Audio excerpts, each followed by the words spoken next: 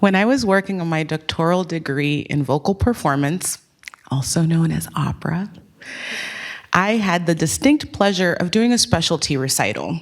And I decided to do a recital that was all Spanish music. So this was music from Latin America and Spain. I was the very first person to do something like this in my predominantly white institution in the South. And I was really excited to bring my culture and my identity into this genre and also sing in my first language.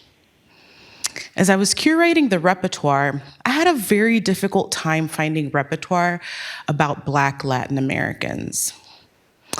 I did find one piece titled Cinco Canciones Negras, or 5 Black Songs, that were a collection of Afro-Cuban poems set to music by a Catalan composer. But even then, I couldn't find music by Afro-Latin composers. This moment was a very special moment that set me on a very special path in this art form. And when I think back to it, I realized that I was insisting on bringing my cultural identity into the opera space, and I was daring to do something different. My intro to classical music came at a very early age. I was taking ballet lessons at the National Ballet School in the Dominican Republic, and I was actually in the Nutcracker a couple of times. I was one of the Rat King's minions. But I didn't fall in love with the spectacle of opera until I was 15 years old and I saw my very first opera in Miami at Florida Grand Opera. My sister and I were huge fans of the movie Pretty Woman. And in that movie, Julia Roberts' character goes to the opera. She goes to see La Traviata by Giuseppe Verdi. So we went to go see that exact same opera, and I was absolutely thrilled. I vividly remember just falling in love with the staging, the set, the costumes, the acting, the orchestra, and the unimaginable power of the human voice unamplified. I was like, I don't know what this is, but I want to do that. In my studies and in my professional career, I loved opera so much, and I still do, that I wanted to be one of the leaders that makes opera accessible to everybody and makes it equitable. But I did notice something in that moment too. Not a single person on that stage looked like me. So then I thought to myself, is this even an option for me? Is this something that I could even do? A career in opera is not for the faint of heart. It's not just a profession. It's a journey through the rich tapestry of human expression and artistic expression. I wanted to be an opera singer and all that it entails and everything that I need to embody. But then I still thought to myself, is this something I can even do?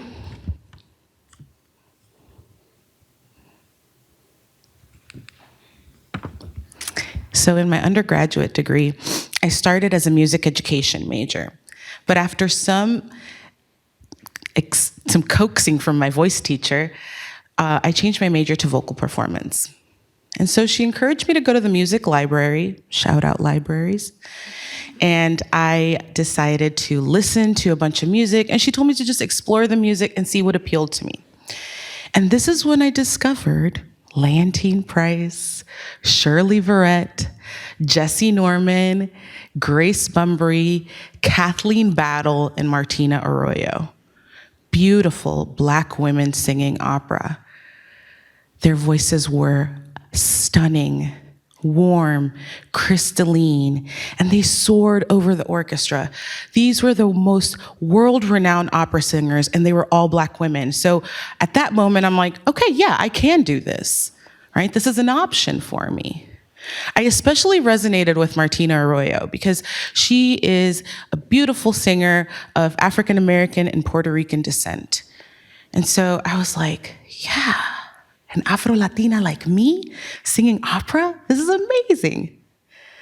I can still remember the day that I checked out a recording of Leontyne Price, brought it to my voice lesson, sat it down on the piano, and I told my teacher, I want to sound like that. This is the one. She said, good choice.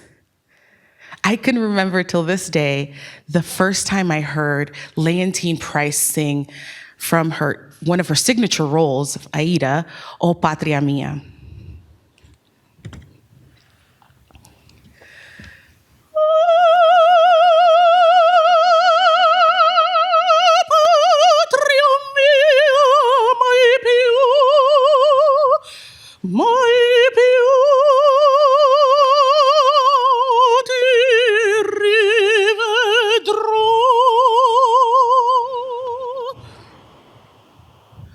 It was pure magic.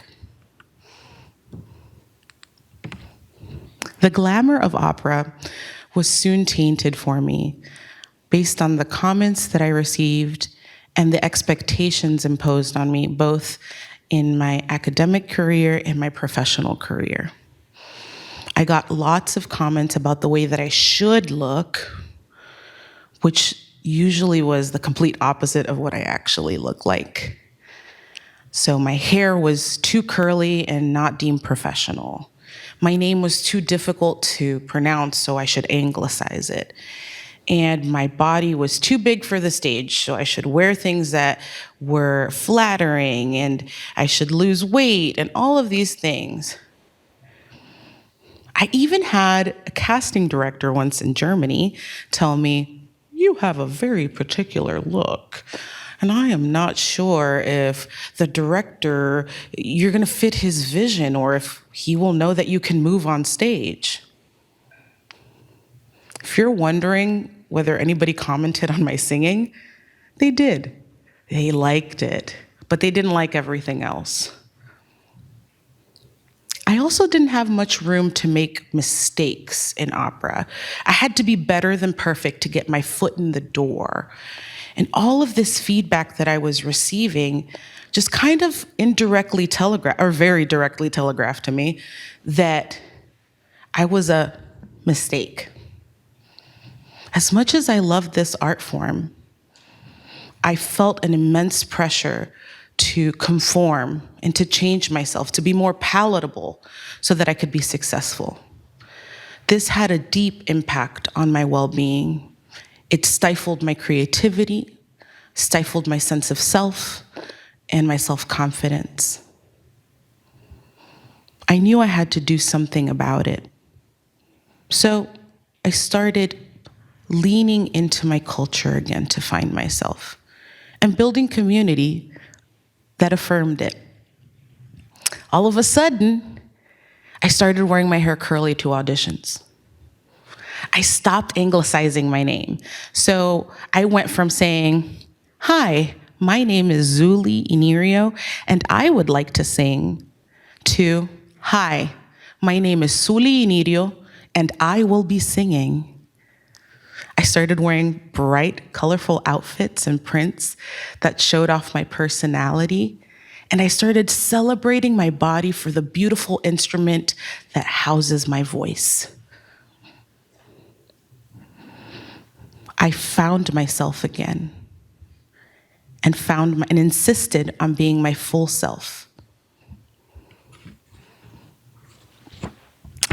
I started the Afro-Latinx Song and Opera Project because I wanted to sing about myself and people like me. It was that simple. I had this theory that with the colonial history that we have in the Caribbean and Latin America, there was just no way that there weren't contributions by Latin Americans of African descent within the classical music space. And I was right.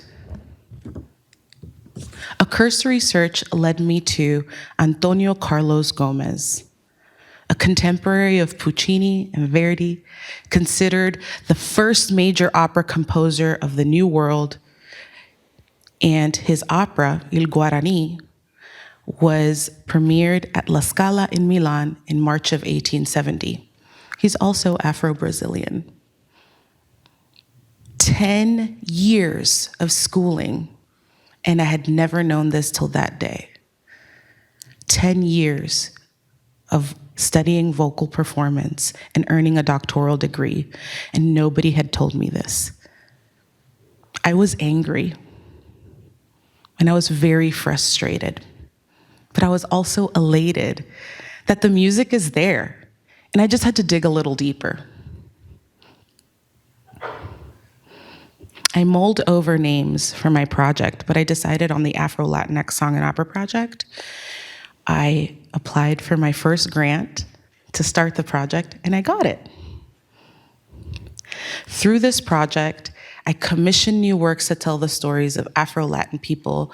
I do historical research to uplift the existing contributions of Afro-Latin composers. And I'm currently working on an anthology of Afro-Latin art songs and arias for people to purchase. I want this music to be programmed regularly, to be performed, to be heard, just like anything else. It deserves it. And I want this project to live beyond me. I want this to just be the foundation for much more research, commissions, and storytelling that celebrate the Afro-Latin community and their contributions in the classical music space. Some of the most rewarding moments that I have had with this project are actually when young singers come up to me and tell me that they feel seen because of this repertoire.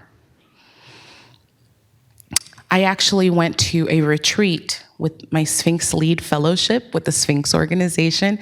I got to visit the University of North Texas. And one of the professors there, in his lecture about repertoire, he actually said that he knew who I was and he knew my project because I'm being cited and my project is being cited in dissertations that he's reading. I'm gonna be really honest with you. When he first said that, I didn't know he was actually talking about me. So I was just like clapping and like, oh yay, one of my cohort members, so awesome. No, he was talking about me. I didn't realize the kind of impact that I had, or that this project had. I didn't realize that doing something that I needed for myself within this genre would fulfill a need for other folks in this space as well. And I didn't realize that it would fulfill this need both artistically and academically. I once tweeted, "There is no Latinidad without Blackness." And it went slightly viral a couple of years ago. But I still get messages from professors and friends that tell me that students and other folks use this phrase regularly in their research papers, speeches, and in just discourse about Latinidad, and they give me credit for it. As people of the global majority, I think it's really important that we lean into the fullness of our intersecting cultural identity. And we do this as a daily practice. When we do this, we add to a more inclusive society and we find personal fulfillment in leaning into our full authenticity. You're probably wondering, how do I do this every day? Like, how do I even do that? Well, let me get you started with a couple of tips. Dare to be you, always. I know that that's really hard to do. And I know that it can be scary. But I want to emphasize that you do this at your pace and you do it with the support that you need. But it's really important because if you can't be your full self everywhere, what are we even doing?